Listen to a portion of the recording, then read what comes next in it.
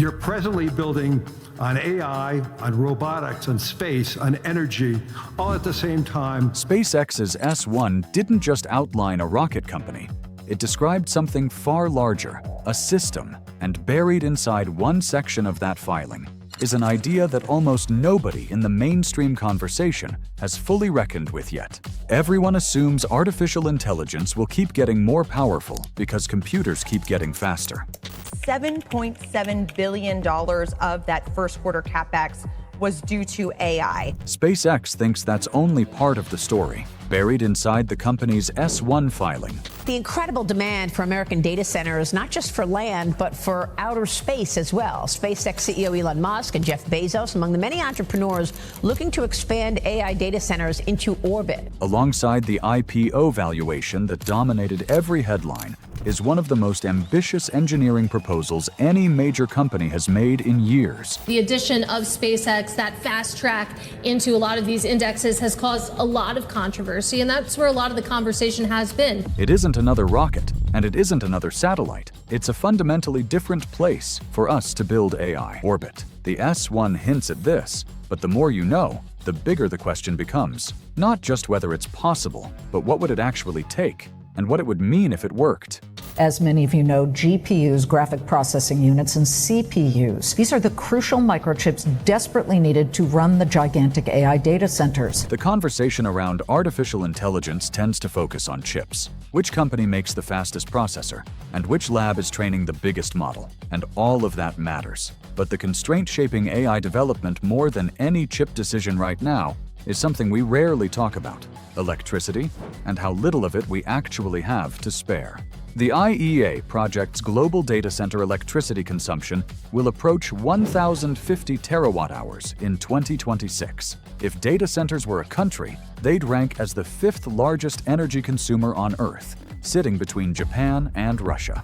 The demand isn't growing in a straight line either. A single AI task can consume up to 1,000 times more electricity than a traditional web search, which means a handful of AI facilities can strain a regional grid in ways hundreds of conventional data centers never could.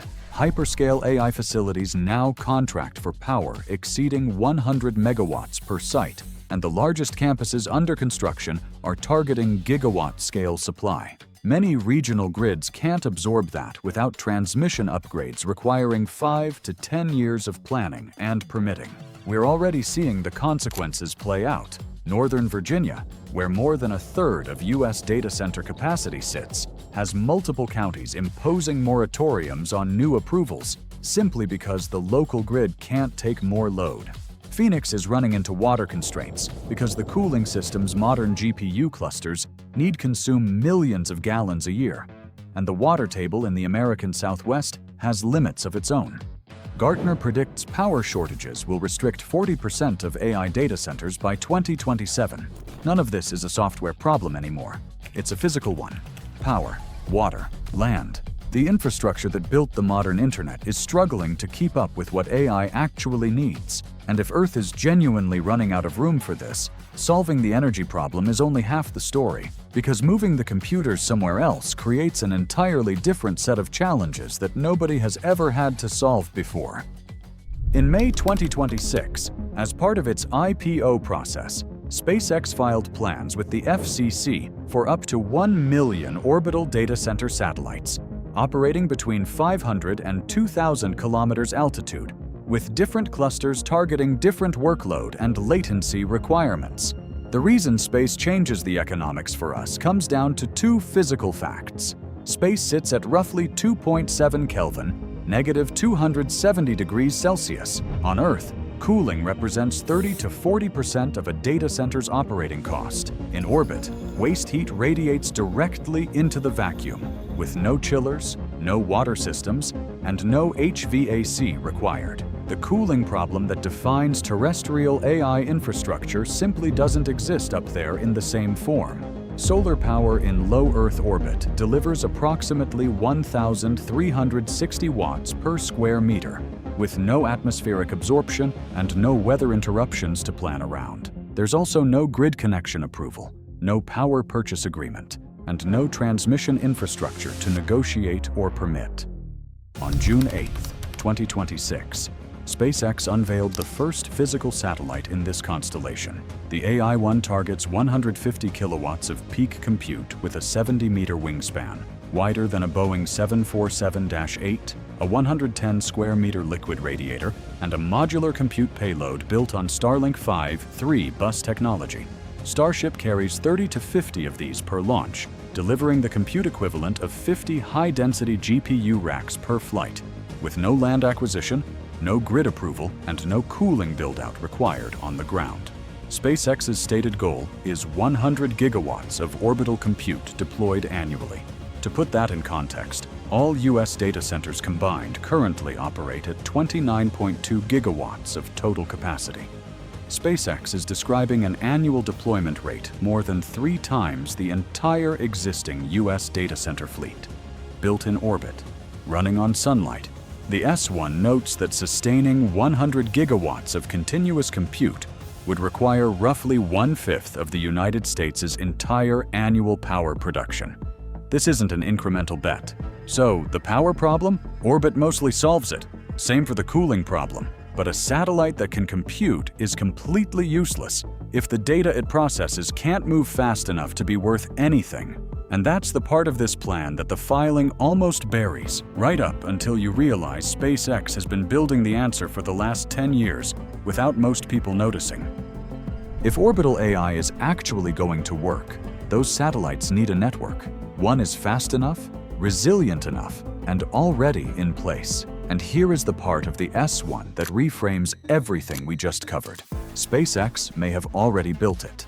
As of 2026, SpaceX operates roughly 9,600 satellites, serving 10.3 million subscribers across 164 countries, with over 23,000 active laser links routing data between satellites without ever touching the ground. That mesh network is the answer to the question Act 2 left open.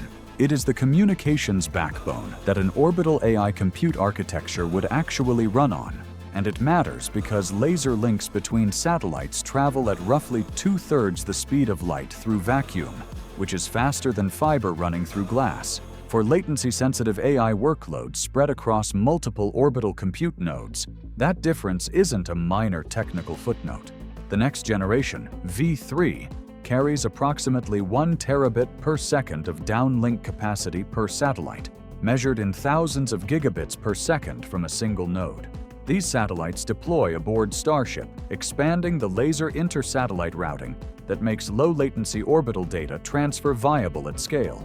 Direct-to-cell extends the picture further than most people realize. Starlink has already launched over 650 satellites capable of connecting ordinary smartphones with no ground infrastructure at all, and the longer roadmap takes that to voice and broadband data. Countries that spent decades building telecommunications through towers, fiber, and ground networks now have a credible path that bypasses most of that build-out entirely. So the power problem we opened with in Act 1, orbit solves it. The data movement problem, Act 2, left unresolved. Starlink answers it, which means the infrastructure case for orbital AI is stronger than almost anyone outside this filing has acknowledged. And that raises the obvious next question. If the system works on paper, what's actually stopping it?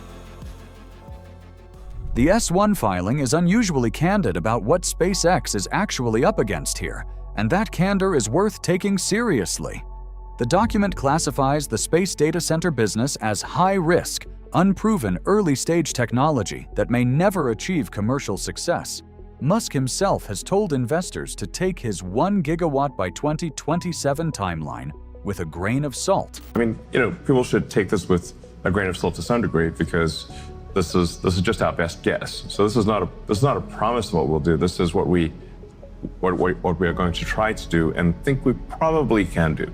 With the official prospectus targeting initial deployments no earlier than 2028. Radiation is the first problem we don't have a clean answer for. Radiation-hardened chips lag multiple generations behind commercial processors and triple modular redundancy, running 3 parallel systems and taking a majority vote, triples hardware requirements outright. The S1 itself notes that the high-energy particle environment in low Earth orbit degrades semiconductors faster than anything terrestrial facilities are designed to handle. Heat rejection is the second, and it scales against us badly. To radiate 1 megawatt of heat at 20 degrees Celsius, an orbital system needs roughly 1,200 square meters of radiator surface, about the area of 4 tennis courts. The AI-1's 110 square meter radiator handles 150 kilowatts. Reaching gigawatt-scale capacity means a constellation so large that manufacturing cadence and launch volume become the real engineering challenge, not satellite design itself. Each satellite is planned for a 5-year operational life, after which it deorbits and needs replacing. At the million satellite scale, that replacement cycle has no precedent anywhere in the industry. Software reliability in a radiation environment, thermal cycling across hundreds of orbital passes a day, and cost per kilowatt-hour of delivered compute against terrestrial alternatives are all questions the S1 raises without resolving. None of these problems is impossible, but here is what they add up to. The moment a technology this strategically valuable starts looking like it might actually work, the engineering conversation stops being the only conversation. Because once governments and superpowers recognize what orbital AI infrastructure could mean, the discussion shifts from whether it can be built to who gets to control it. Beyond the engineering, there's a separate race underway that has less to do with physics than with who gets to control what's being built. At the 2026 Milken Global Conference, former U.S. Space Command Deputy Commander John E. Shaw said space had shifted from a place of strategic advantage to a strategic necessity, specifically because of the value of the infrastructure now being placed there. China has accelerated the deployment of its 3-body computing satellite cluster, a network built for high-performance edge computing. Across a satellite mesh, the European Union is advancing IRIS-2, its sovereign broadband and compute constellation, with the final private consortium expected to be announced later this year, and the program's AI orbital roadmap running through 2030. 3 different architectures, the same underlying logic. Orbital compute that works becomes critical infrastructure, and critical infrastructure outside your control becomes a liability you didn't choose. With no international regulations governing orbital data centers, we're watching the US and China risk solidifying themselves as the only 2 viable options in this field, forcing other countries to rely on someone else's satellites for their AI compute. Data localization policies, which governments have used as domestic bargaining leverage on Earth, lose their force when the compute processing their citizens' data orbits at 500 kilometers under a foreign operator's license. Researchers at Rest of World argued in March 2026 that orbital compute could shift the global compute divide from temporary to structural, with developing nations becoming data suppliers and a small number of spacefaring powers becoming the only real owners of the infrastructure that matters. And this is where the S1 starts pointing somewhere most people don't follow it. Because if orbit becomes the next industrial frontier, running on solar power and radiating heat into vacuum, then the raw materials for building and maintaining that frontier cannot keep coming from Earth indefinitely. And surprisingly, SpaceX already appears to have a plan for that too. While going through the S1 for everything we've covered here, one section landed differently from the orbital compute material because it had nothing to do with computers and nothing to do with satellites. Deep in the document, SpaceX begins discussing resource extraction, manufacturing, and factories on the moon, not buried as long-range speculation in a footnote, but described with the same specificity as the orbital compute roadmap sitting 2 sections above it. That's where this investigation goes next. The biggest surprise inside the S1 wasn't orbital AI. It was that the orbital AI appears to be only one layer of a much larger system, a system that runs on sunlight instead of power grids, routes data through lasers instead of fiber, and eventually sources its raw materials from somewhere other than Earth. And once you follow that thread all the way through the filing, SpaceX's long-term ambitions begin looking far less like science fiction and far more like a blueprint, one that is already being funded, already being built, and already being watched very closely by governments that understand exactly what it would mean if it works.